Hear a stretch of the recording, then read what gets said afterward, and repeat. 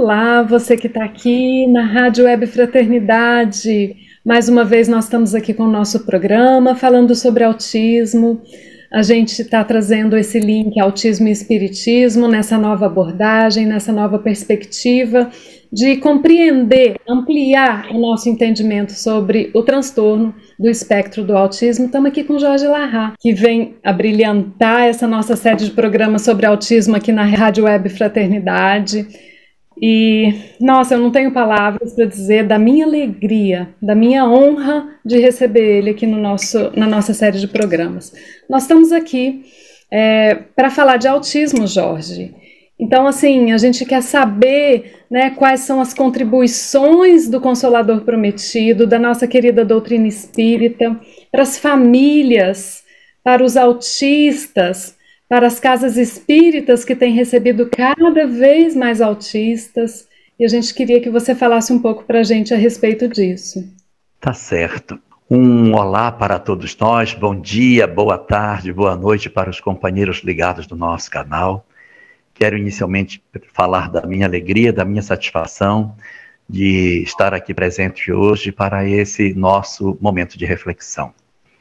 E nesse sentido, como o nosso tema de hoje é sobre autismo e espiritismo, eu quero falar que o nosso tema pode também representar-se por uma segunda junção de duas palavras: amor e espiritismo. Sim. Porque as discussões que dizem respeito à família, as discussões que dizem sobre o reencontro dos espíritos através dos laços corporais, são, antes de qualquer coisa, expressões do amor divino que reúne as criaturas para que elas possam juntas encontrar a solução para os seus dramas, para as suas dificuldades e, ao mesmo tempo, consolidar afetos, estreitar laços e consagrar o amor como a tônica maior das suas existências. Diz-nos a doutrina espírita, nos princípios doutrinários que ela possui, que os indivíduos, eles quando reencarnam, eles para a Terra vêm em função de 3 situações que se apresentam diferentemente. Uma dessas experiências é chamada de prova. É a circunstância através da qual o espírito experimenta determinadas vivências que ele assim precisa para o seu desenvolvimento intelectual e moral. São experiências que o espírito atravessa para o alargar do seu saber, para a ampliação do seu conhecimento e, ao mesmo tempo, para que ele exercite determinados valores morais. Isso nós chamamos de prova. E são experiências que estão relacionadas com a necessidade do progresso. Eu posso escolher ou não escolher, é do meu livre-arbítrio eu querer viver na Inglaterra, viver no Brasil, constituir uma família com fulano e beltrano ou com outro, exercer determinada profissão, viver uma determinada realidade social. Todas essas circunstâncias em que o espírito participa, apontando o que ele considera que seja interessante para o seu próprio crescimento, a doutrina espírita dá o nome a essa experiência de prova. Um segundo tipo de experiência que o espírito atravessa no curso da evolução é chamado de expiação. A expiação são todas as circunstâncias que envolvem o indivíduo na vivência de um determinado momento na sua existência, que tem a ver com o próprio passado que esse indivíduo tem. O que quer dizer o Espiritismo com isso? Que nós trazemos de uma existência para a outra determinadas vivências que precisam ser experimentadas para que a gente consiga vencer determinados bloqueios que a gente possui. Então, imaginemos que alguém tem muita dificuldade de relacionamento com outra pessoa. No mundo espiritual, percebendo a impossibilidade de se ser feliz não amando, o espírito ele necessita resolver o problema do ódio, da mágoa e do desamor. Então, ele vai passar por uma experiência em que ele, de repente, vai ter o reencontro dentro do lar de indivíduos que faziam parte do seu próprio passado, mas que eram laços de desafeto, circunstâncias de desamor, de mágoa, de ódios, que eu preciso resolver e por isso a família se apresenta como sendo o espaço extraordinário para que o espírito desenvolva essas capacidades de apresentar progresso, tanto no ponto de vista intelectual, como do ponto de vista moral. Então é aí que a gente vai encontrar muitas, mas muitas mesmo das experiências que a gente percebe no desenvolvimento do espírito. Essa é uma circunstância. E a terceira, além da prova e além da expiação, é a chamada missão, que é quando o espírito elege de si mesmo, do fundo do seu coração, nas profundezas do amor que reside dentro da sua alma, determinadas experiências em favor de alguém que ele não necessariamente precisaria viver. O espírito faz uma eleição de dizer: eu gostaria de viver essa experiência, mas você nem precisa passar por isso, mas eu tenho um grande amor que vai precisar de mim. E quando os espíritos que amam muito percebem que possuem determinados companheiros que estão presos nas malhas da vida, eles se apresentam e dizem: traz ele para mim. Entrega para o meu coração que ama essa alma que precisa de socorro. E é assim que nós vamos encontrar casamentos que muitas vezes você encontra um cônjuge que vem para resgatar o companheiro que ficou na retaguarda. Renúncias, silêncios, exercícios de amor são muitas vezes buscados. Às vezes essas experiências não estão no casal, elas se referem à relação entre os pais e os filhos.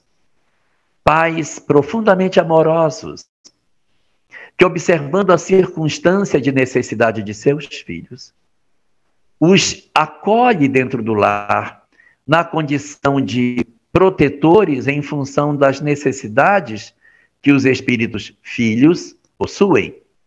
Então, vamos encontrar filhos problemáticos, filhos drogados, filhos envolvidos com o crime, filhos envolvidos com a promiscuidade, com a rebeldia, com a inadaptação, filhos que vivem processos profundos de depressão e que são colhidos por pais amorosos.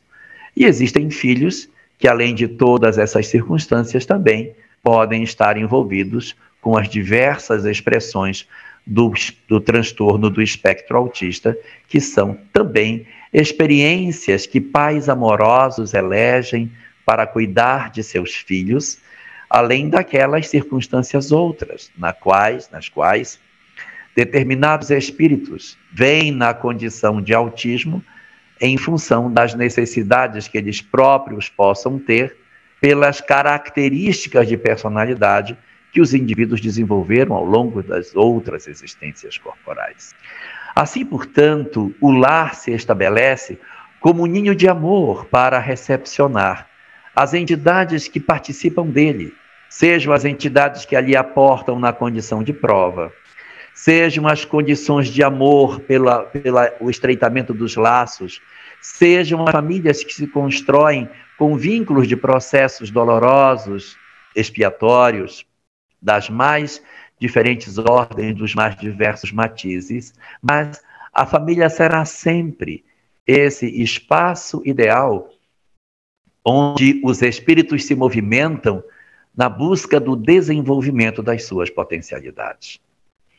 O autismo, portanto, ele não pode ser interpretado como algo que a gente deve observar como se fosse um processo doloroso, penoso, angustiante, negativo, porque, na verdade, é uma característica da assinatura do amor nas nossas vidas. Desde os processos mais graves que a gente pode ter, dos processos mais severos de autismo, até os formatos mais brandos de expressão desse transtorno, nós vamos perceber que a formação do grupo familiar, a estruturação daqueles que vão recepcionar essas entidades, não são construídos pelos fios do acaso. Não. As obras espíritas são bastante claras em evidenciar o processo de preparação dos pais para as mais diferentes circunstâncias do convívio com seus filhos.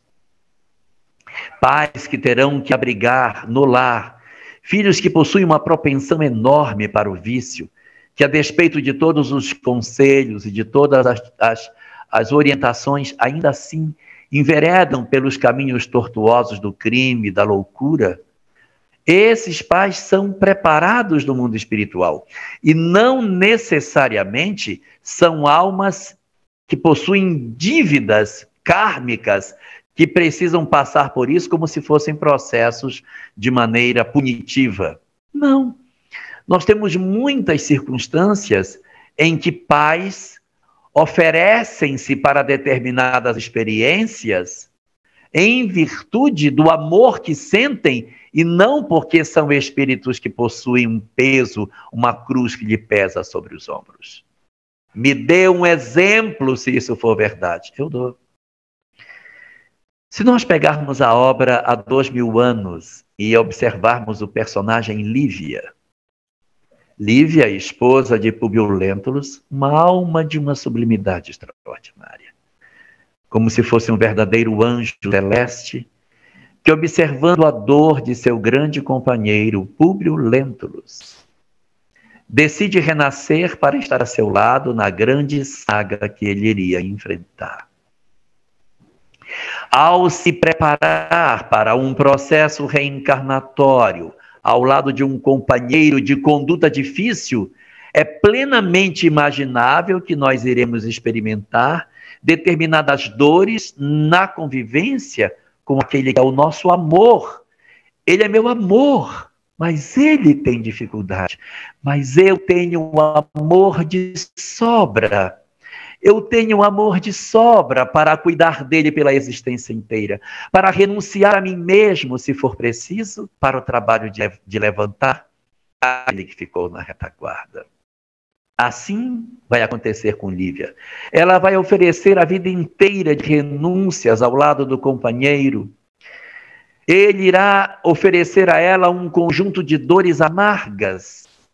25 anos de isolamento no lar, fora um outro conjunto de dores que ela passa, e quando ela desencarna, que ela percebe as venturas do mundo espiritual que a recebe, ela diz: o que se paga no mundo pelas venturas celestes são migalhas misérrimas.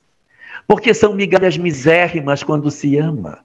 Aquele que ama não percebe os sacrifícios que faz. E da mesma forma que Lívia tem a dificuldade de lidar com o marido, ela tem 2 filhos durante essa encarnação. Um deles será raptado ainda bebê. Será que é fácil uma mãe viver a experiência de um rapto de uma criança, sem saber o destino para onde ela foi? Um espírito que atravessa essa experiência não necessariamente é um devedor para a lei. E nós temos uma tendência, mãe passa por isso, é uma alma que está sendo punida. Não, ela é um anjo celeste que desce para resgatar Públio. E ela passa por essa experiência por amor. A mesma coisa acontece com a segunda filha.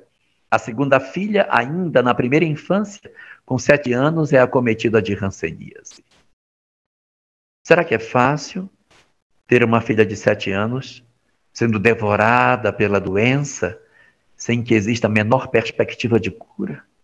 Assistir o corpo frágil do filho que tanto amamos se desfazer diante dos nossos olhos e assistir depois essa mesma filha ser curada e tornar-se saudável, mas no futuro ser vítima de uma trama que a deixou cega e ela se torna mãe de uma moça cega. Será que é fácil viver todos esses dramas? E quando nós olhamos pela ótica estreita da existência humana, dizemos que ela é uma sofredora. Quando temos uma leitura equivocada da doutrina espírita, dizemos que é uma alma que padece. Mas só os corações que muito amam são capazes de entender o que se passa dentro do silêncio do lar.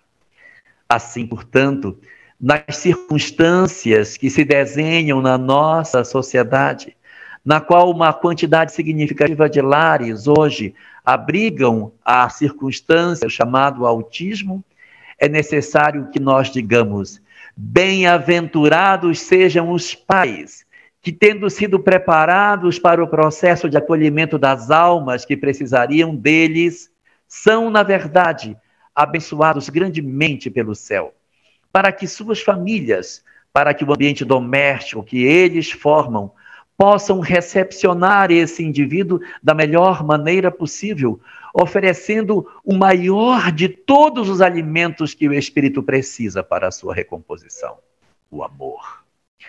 Nenhuma droga, nenhuma terapia, nenhum instrumento poderá ser mais poderoso para promover o processo de restabelecimento das almas que padecem, senão o amor. A maior de todas as forças do universo concentram-se nos lares que muito amam, para promover a todos aqueles que ali entram a certeza de que a dor não é irmã gêmea do débito. A dor pode ser muitas vezes a irmã do amor que visita os lares para a redenção das almas que muito amam. Que maravilha. Nós vamos continuar com o Jorge. A gente vai trazer um pouco agora a ampliação desse contexto da família, onde esse amor realmente, e eu estou falando com propriedade, se você não ouviu os outros programas onde eu me apresentei, meu nome é Cristina e eu tenho uma filha de 19 anos, a minha filha caçula, que é autista, e tenho trabalhado nos últimos 20 anos, estudado e trabalhado em prol da divulgação do autismo, para que a gente possa estar mais preparado para receber essas pessoas, para incluir, para aceitar, para compreender. Então, se você quiser, checa os outros programas, que você vai entender um pouco melhor, e a gente então vai trazer essa ampliação do espaço acolhedor da família para o espaço acolhedor da sociedade e principalmente das casas espíritas. Como que nós podemos ser rede de apoio para essas pessoas e como que a gente pode abrir, né, esse leque de uma forma a abarcar, acolher, incluir essas pessoas. E aí eu passo a palavra para ele para a gente continuar a nossa conversa, que tem sido extremamente rica. Continuando a nossa conversa de ainda há pouco, falávamos sobre autismo, conversar um pouquinho mais sobre como é que a gente pode lidar com essa questão, e para isso a gente precisa ter um olhar mais atencioso no que é que a doutrina espírita nos coloca acerca do processo de construção desse fenômeno.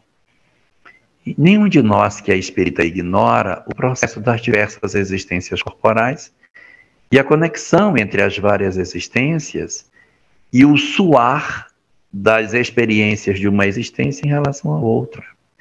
E nós somos seres muito complexos, nós possuímos uma dinâmica espiritual muito grande e trazemos em nós muitos conflitos, muitos conflitos. As páginas da história da humanidade estão todas elas manchadas de sangue. Nós estamos vindo de muitas histórias de perdas, de agressões, de violências, de um conjunto de dores quase que intermináveis, através dos nossos fenômenos de guerra, tirania, escravização e as múltiplas formas em que a agressividade humana tem se desenvolvido ao longo do tempo.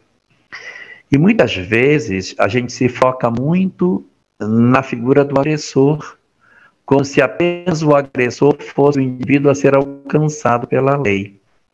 Mas, além da figura do agressor, a figura da vítima também, ela às vezes acaba absorvendo parte dos golpes que recebe E esse processo se transfere para o íntimo do ser, provocando fenômenos de fuga, de medo, de desconfiança do amanhã, de ruptura com a capacidade de verdadeiramente acreditar nas pessoas.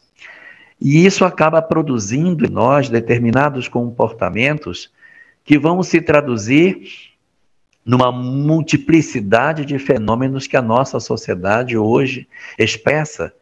E à medida que a psicologia começa a colocar a sua lente para investigar os inúmeros tipos de comportamentos que a humanidade hoje apresenta, a gente consegue perceber um determinado padrão de conduta que possui alguns comportamentos bem interessantes. E como esse estudo ainda é recente, a ciência ainda tem uma dificuldade muito grande para lidar na identificação desses fenômenos e acaba colocando tudo no mesmo saco, coisas que em princípio não têm obrigatoriamente a mesma origem. Por esse motivo, dentro das análises recentes que a psicologia tem feito, ela tem trabalhado muito em cima de uma ideia que é a chamada ideia do autismo. E essa ideia do autismo, ela tem trazido algumas complicações no entendimento e no conceito, porque são tantos conceitos diferentes que as pessoas dizem que é autista, que vocês vão dizer, peraí, mas eu conheci alguém que tinha um comportamento A, esse tem um comportamento B, ali tem outro que é C, todo mundo diz que é autista. Então, afinal de contas, o que é que nós temos aqui? Pois é, esse é um grave problema. E em função dessa novidade do ponto de vista da manifestação do entendimento da própria ciência sobre esse fenômeno, criou-se o conceito do espectro autista, ou seja, é uma faixa de comportamento que vai desde o severo até o modelo mais brando que a gente possa conceber, com maior ou menor intensidade das características que poderiam definir as pessoas que seriam portadores do transtorno do espectro autista, chamado de TEA, em português. E aí você vai ter casos mais severos, nos quais você tem indivíduos que eles reagem muito fracamente ao mundo exterior, possuem uma conexão muito pobre com os outros indivíduos e acabam se mantendo numa posição muito mais centrada no próprio eu. Isso nos casos mais severos, com movimentos repetitivos. E no outro flanco você vai encontrar, no lado mais brando, aqueles que têm dificuldades de abraçar, de se relacionar, têm uma literalidade muito grande no entendimento das coisas, mas uma mente profundamente aguda.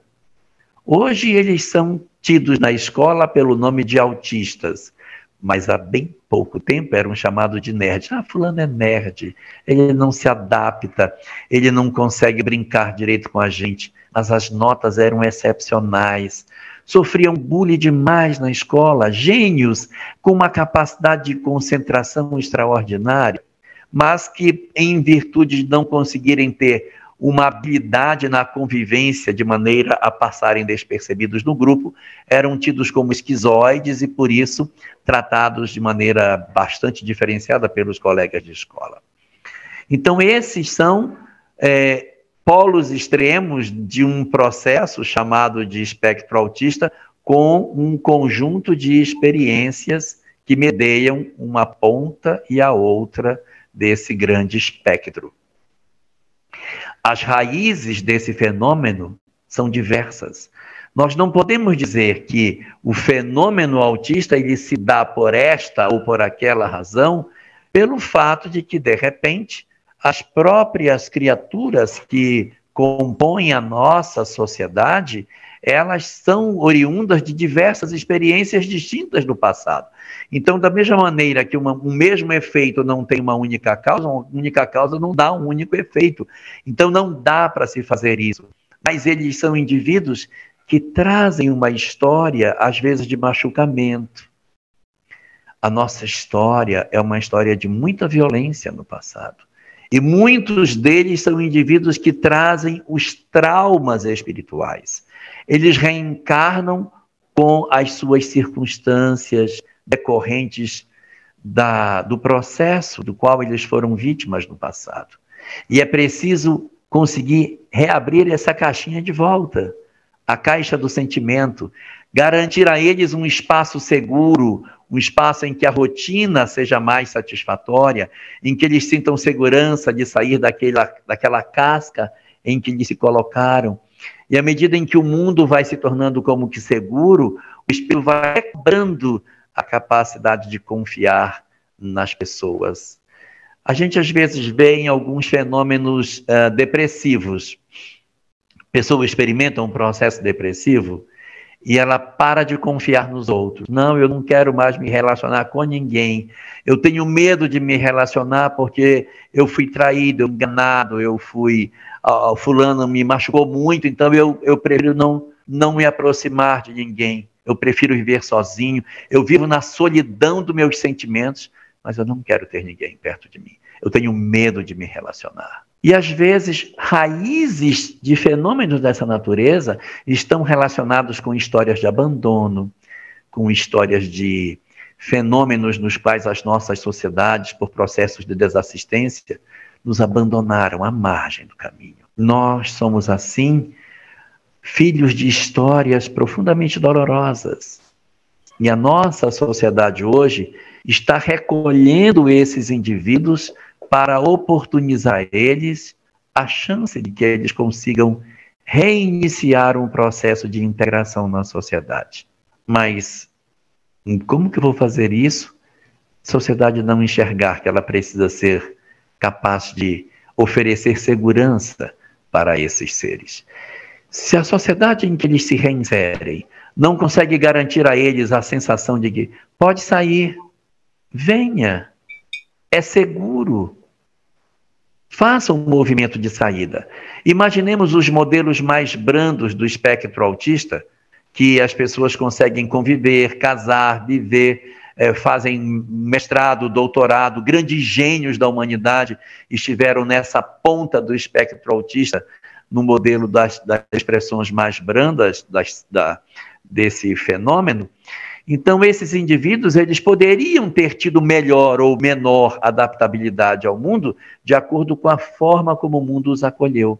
É preciso, portanto, que a gente consiga enxergá-los como se fosse a ave que caiu do ninho antes que as penas surgissem.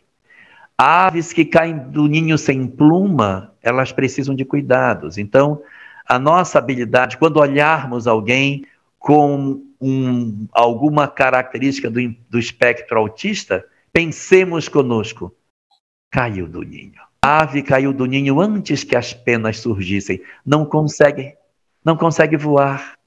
Então, o que a gente faz? A gente tem que cuidar e dar a essa ave a segurança de que é possível reinsetar a possibilidade de voar.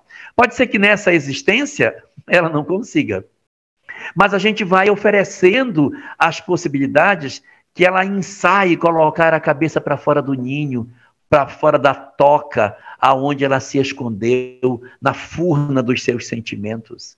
É preciso, portanto, que os ambientes familiares sejam capazes de oferecer a eles a condição de segurança. Como? Fazendo com que eles experimentem os seus naturais desafios.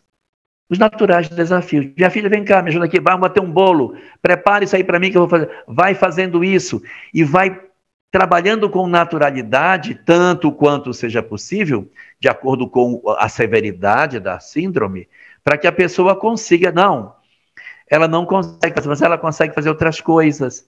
Ela pega o cachorro, vai brincar com o cachorro, interagir com o animal para ter sentimento, para desenvolver essa parte da afetividade, acreditar no afeto, no amor, dar afeto, dar carinho. Muitos deles têm uma dificuldade enorme de dar carinho e de aceitar receber. Então, por todas essas circunstâncias, a gente precisa, no lar, oferecer um espaço seguro aonde eles possam se movimentar. E quando o lar não consegue oferecer isso, o fenômeno de reconstrução desse indivíduo, ele fica, de certa maneira, prejudicado. Porque o que poderia ser feito de reconstrução de afeto, de reconstrução de vivência, fica atrofiado como se, de repente, nós tivéssemos tentado quebrar uma crisálida e tirar a borboleta antes que as suas asas secassem, ela não vai conseguir voar. Então é preciso estimular, estar junto, para que ela se desenvolva e ganhe plenitude. Às vezes, os pais precisam se preparar para a circunstância em que, de repente, os filhos não vão, durante uma existência, apresentar os progressos que eles gostariam de ver. Mas o nosso papel como pai não é colher. O nosso papel como pai é semear. Essa é a nossa tarefa. Nós não estamos na Terra para sermos os colhedores de resultados. Nós somos aqueles que somos os semeadores. Na parábola do semeador é dito muito claramente: eis que um semeador saiu a semear. Mas não diz que o semeador colheu depois, só a árvore deu fruto, mas não foi o semeador que colheu. Às vezes a nossa existência inteira será de semeadura, sem colheita, e daí o meu papel nesta encarnação é recepcionar o material que eu tenho e oferecer o milímetro que seja de reconstrução das penas, para que essa ave amanhã consiga voar pela eternidade. Assim como a casa, a família precisa ter essa visão, o ambiente escolar também precisa ter. Para que o processo de integração, de inserção, de capacidade de fazer a inclusão desse indivíduo no espaço estudantil também seja de maneira satisfatória. Alguns deles conseguirão se integrar normalmente nas turmas. Os modelos mais brandos estudarão junto com as crianças, tirarão, inclusive, notas excelentes nas matérias que lhes interessam. Eles não gostam dessas disciplinas, mas tem outras que eles são muito agudos, são leitores vorazes, se dedicam principalmente a assuntos estranhos, então eles se voltam para determinados saberes. Outros, de repente, possuirão determinados sinais desse transtorno que impedirá com que eles possam participar nas turmas. É importante para a reconstrução das condições emocionais desse indivíduo.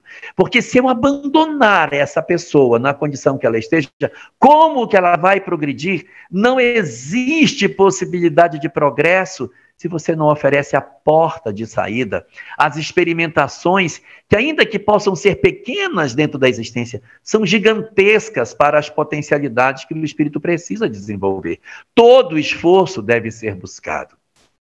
E se, evidentemente, a escola formal e a família possuem essa característica, o que dizer da casa espírita, que tenta ser para nós o nosso referencial daquilo que devemos buscar para fortalecer a nossa atividade na sociedade, a minha relação com o outro no espaço estreito do lar e na minha atividade no ambiente estudantil. O movimento espírita precisa dotar-se de condições para ser capaz de entender a problemática das questões do autismo, em virtude das dificuldades que muitas vezes as famílias atravessam de conseguirem lidar com isso.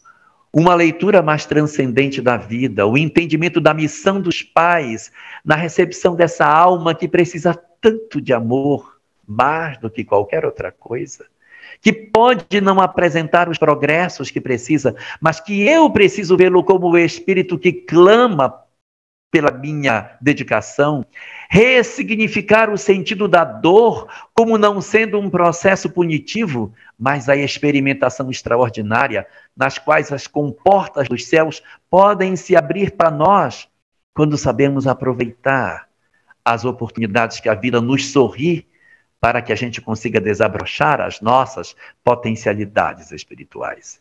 Todas essas questões se impõe no momento presente para que o movimento espírita, sensibilizado diante disso, consiga movimentar a sua força nessa direção. É muito fácil enxergar um corpo chagado e compreender que ele precisa de tratamento. Mas uma família que se encontra profundamente machucada por determinadas experiências, seja pela droga, seja pelo crime, seja pelo abandono, seja pela promiscuidade, seja pelo desfacelamento dos laços, ou seja pela dificuldade que as pessoas têm de agasalhar as responsabilidades sobre os ombros e terem um desejo de desistência das provas que a vida tem, todos esses indivíduos precisam do alerta do mundo espiritual, para que relembrem quem são, o que na verdade são, quais são os chamamentos que a vida nos traz, para que a gente admita a família real que nós possuímos, e não a família ideal que nós ainda não temos. Aceitar os filhos que a vida nos concedeu, os pais que a existência nos deu, e podermos abraçar as pessoas dentro do lar, e dizermos do fundo dos nossos corações e do fundo das nossas almas com a maior sinceridade possível: eu aceito você do jeito que você é, porque você é a grande oportunidade que eu tenho de sublimar o meu coração e exercitar o amor que eu já sou capaz de viver, mas ainda não me predispus a fazer. Que a gente pense sobre isso, reflita sobre essas questões e transforme todo o nosso conhecimento espírita em amor, em favor daqueles que não querem outra coisa, senão serem amados. Perfeito, perfeito. Muito obrigada. Eu quero só acrescentar, se é que eu posso, quando as coisas estão à sua frente e você não consegue mudá-las, existe sempre a possibilidade de você mudar o seu olhar. E, consequentemente, as coisas irão mudar. Porque quando a gente muda o nosso jeito de olhar, a gente olha, a gente vai enxergar coisas que a gente não via antes. Então, muitas vezes, aquilo que você espera como progresso não vai vir no molde, no formato, no padrão que você estava esperando, mas se você mudar o conceito de progresso na sua cabeça, você vai perceber que pequeninas coisas do dia a dia são grandes progressos, e eles vão te trazer tanta alegria, e você vai perceber que é o que aquele momento está te trazendo, você não precisa buscar por mais. E uma outra coisa que eu queria lembrar é que em João 9, quando os discípulos perguntam para Jesus diante de um cego, um homem cego de nascença, eles perguntam quem pecou? Quem pecou para que ele ficasse assim, né? Para que ele viesse assim? E Jesus vai responder, né? Ninguém pecou, está assim para que se fizesse a vontade de meu Pai que está nos céus. Então lembrar que tudo que acontece com a gente é a vontade do nosso Pai que está nos céus, que sabe de tudo, que é soberanamente justo, bom.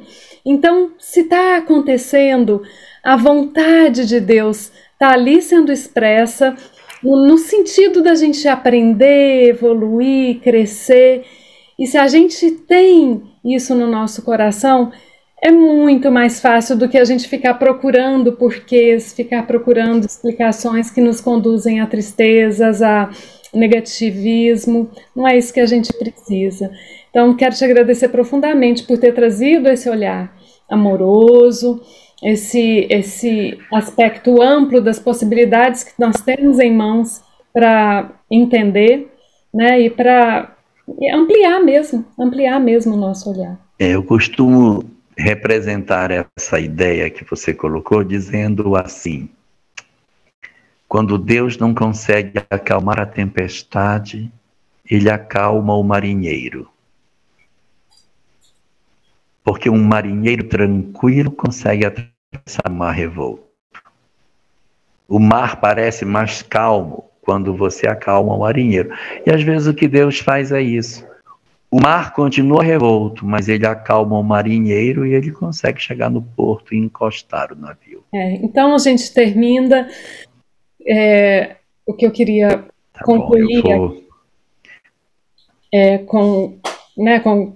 com todo mundo que tem nos acompanhado nessa série de programas, é que nós temos os instrumentos, né? Nós que tivemos um desenvolvimento infantil, sempre tem, a gente sempre tem uma dificuldade aqui e outra ali.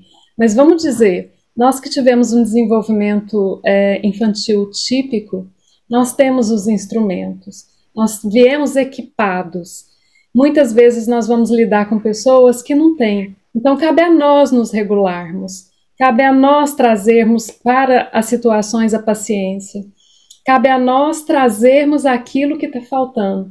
Então que a gente, né, seja esse elemento de soma, de adição, de ampliação, não de redução. A gente não precisa reduzir a rótulos, não precisa reduzir a explicações. A sociedade já está tão difícil, está tão complicado, se a gente não desenvolver isso. Não precisamos trazer o caso de um livro que foi citado por um autor e tentar colocar isso para 2 milhões de brasileiros, que é o que aproximadamente nós temos atualmente em termos de incidência do autismo. Só no nosso país é cerca de 1% da população mundial, segundo a Organização Mundial de Saúde. 1%? É muito! 1%. 1%. Então a gente vai conviver com autistas, né? Então, assim, é necessário que você que tem um instrumento seja esse elemento de adição, né? Seja esse elemento que está ali para somar e não para rotular e reduzir, né? Presuma competência, saiba que esse indivíduo, o espírito não é autista. O corpo traz as limitações, o espírito está na sua plenitude. Então, assim, o que você puder olhar e falar assim, olha, eu estou diante de um indivíduo, sem reduzi-lo, você vai conectar com ele, ele vai perceber que você o respeita e o enxerga nessa integralidade, e isso vai ser fundamental. Muito bom. Então, a gente continua falando sobre isso mais vezes, que seja um tema mais frequente. Então, a gente termina aqui. Eu vou terminar a gravação e quero deixar muito obrigada pela sua presença aqui com a gente, Jorge. Muito obrigada.